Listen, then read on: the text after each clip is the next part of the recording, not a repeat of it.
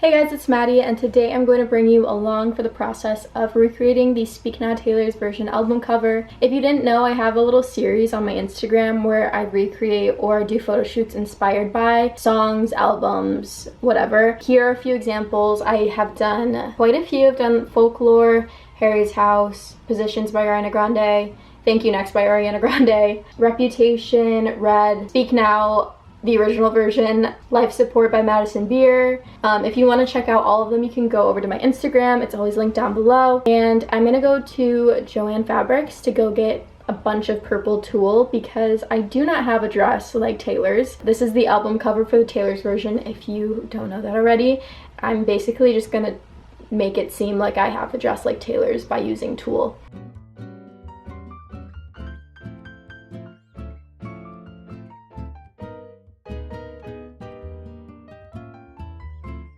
Okay, so mission accomplished. I got the tulle. I got 3 yards, and I think this color will be perfect. So I'm excited about that. And then I bought ribbon because I want to put this in my hair, and then I also want to use it as decoration around my room. I don't know. Okay, time for me to go home. Okay, I have my makeup done. It's the next day. I'm going to shoot the cover today. Now I just have to curl my hair, which is, I feel like, gonna take a long time because Taylor's hair is so curly on the cover for that one little spot that somebody pointed out and now all of us can't unsee. Then I have to figure out how I'm gonna wear the tulle, so.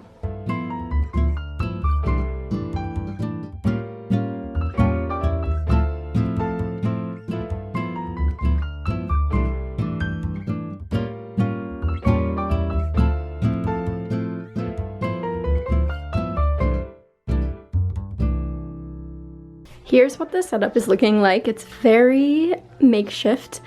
I forgot I had this little ring light, so I put that over there because I'm gonna be facing that way. My reflector is out to reflect the light back onto my face. I have this lamp on as well, just cause. This backdrop I got so long ago from Amazon. And then I'm probably gonna use that camera because it's my better camera. My 35mm lens recently broke, so this is pretty close. Okay, I think this is the one. I couldn't do behind the scenes because first of all, the SD card is in this camera, and also I'm shirtless because that's how I literally was just holding the tulle to my body, so. Okay, so I'm officially done. I'm so excited to edit. I changed into my old prom/ball dress because I forgot I had it and it's the perfect color. And I just had my mom take some pictures of me like throwing around the tulle and everything against the black backdrop, and they look so cool. I'm so excited to edit them. So I'm gonna change out of this, and I'm so hot right now, so I'm really excited to take this off. And then I will show you guys how I edit my photos to make them look exactly like the original covers. Okay, so now I'm gonna walk you guys through how I edit the photos. This is how the final product turned out, and I'm just gonna kind of walk you through that. This is not gonna look the exact same as the final photo that I'm showing you right now, but it is a step-by-step kind of process of how I did it. This is gonna use Photoshop, so you can either follow along in Photoshop. There's a free app that's pretty similar called Pixlr, or you can try to do this in like PixArt or something, but I'm gonna be using Photoshop. And I'm using Photoshop Beta, which is the new beta version of Photoshop that has the generative fill AI, which I will be using in the video. So it's gonna open up in Camera Raw since I shot in RAW, but this is where you kind of do your basic adjustments if you want to. You can't really copy mine number for number just because every image is different and it needs different adjustments, but that is how I chose to edit mine. I turned the clarity up quite a bit because it was not the sharpest picture since it was a self-portrait. The lens was a little bit too close up in order to get a super sharp focus. So then I'm gonna open it up in the Photoshop app. The first thing I'm gonna do is crop it to be 8:10 because that is Instagram's regulation, like largest size. And then what I'm actually gonna do is I'm going to invert the image because that is on the wrong side. And I knew that when I shot it, but that's my good side, as narcissistic as it sounds. So I'm just going to flip the canvas horizontally so that I'm facing the way Taylor was. And then I'm actually gonna go in with the spot healing brush and erase my tattoo so you can't tell that it's the wrong side. Then I just kind of go in and correct any blemishes, marks, or anything like that. You can do as little or as much as you want.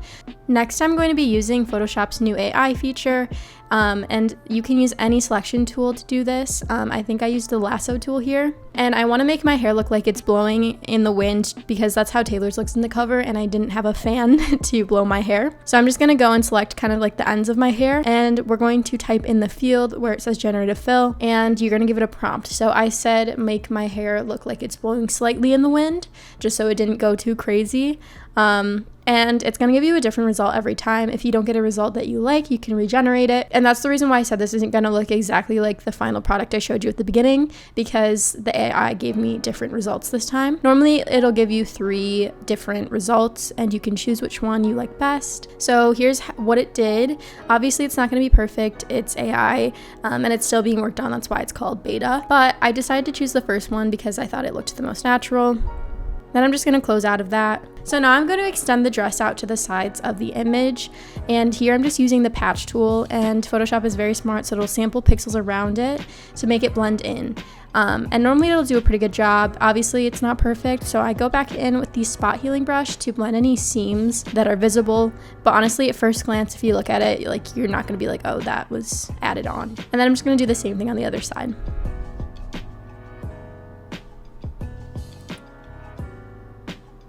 So this is just a very quick edit, as you can tell, but that's what I did in my original one. I just put a little more time into it. Next, I'm going in to change the saturation and hue of the dress because it's not quite right.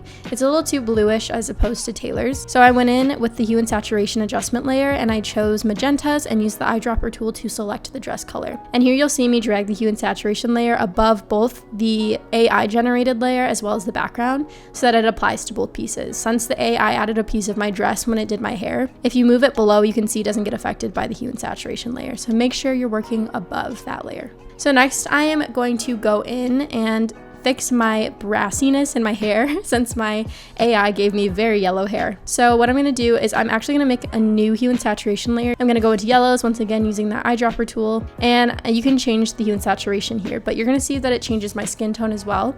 That's why you're going to see me invert the layer mask here. So instead of the mask being white, I'm going to invert it to make it black. This means that now I can just paint where I want the effect instead of having the effect over the entire image. So since the layer is black, I'm going to use white to paint on the effect. So here I'm just going over the hair. Since I don't want my skin to be desaturated at all, I just want the hair to be less brassy. I'm just going over with that brush, and you can see my skin wasn't affected by that since we used a layer mask. There's the before and after of that. And then I'm gonna go in with curves. I like to use this as to make it a little bit more dramatic, bring down the shadows a little bit, bring up the highlights. Now I'm dodging and burning, and if you don't know what this is, I will explain it to you. So what I did was I duplicated my background, filled it with 50% gray, and then chose overlay. So dodging and burning is basically emphasizing the highlights and shadows of a picture. So here I'm going in with the burning tool, and that's just making the shadows darker wherever I paint. And so I'm just kind of darkening areas that I want emphasis on, like any muscles or my jawline, my nose, stuff like that. And then I'm going in with the dodging tool to lighten areas of the image. So normally that'll be my eyes, the tip of my nose I'll highlight, teeth, lips, cheekbones, collarbone, stuff like that. So there's a before and after of that, and then I just normally go in and I turn the opacity down just a little bit so it's not too harsh. And then sometimes I'll add a filter above all the layers.